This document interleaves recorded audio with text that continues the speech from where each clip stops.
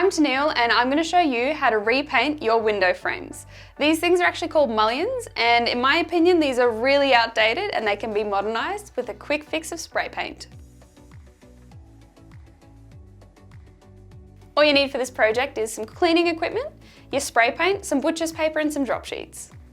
Just remember, when spray painting, always wear your mask, have a well ventilated area, pop a window open when you can, turn a fan on as well. The first thing you want to do is clean your mullions. Get some cleaning wipes and a toothbrush for all the tight spots. It's a bit gross in there actually.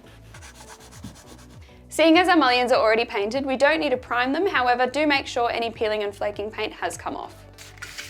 Sand all the mullions down to a flat finish and wipe clean with a rag. Make sure it's all dust free and dry before you paint. The most important part of this project, and I can't stress this enough, is your preparation.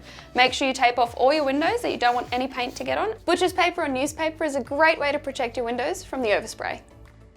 And pop a drop sheet down as well. In your final step, you want to spray your mullions with an epoxy enamel. This is a gloss black, nice and modern. Make sure before you start spraying that you shake your can for at least 2 minutes. Always read the back of the can because other brands may be different, and never forget your safety equipment. Smooth.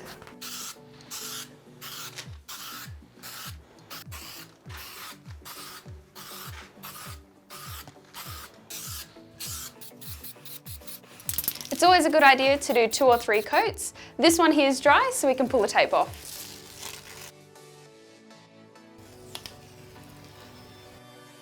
Look how clean these windows are. That's because I did my preparation first. If you do have any overspray, use mineral turpentine to clean it up as quick as possible. How fabulous do these look? What a quick and affordable way to change it up and make it look modern.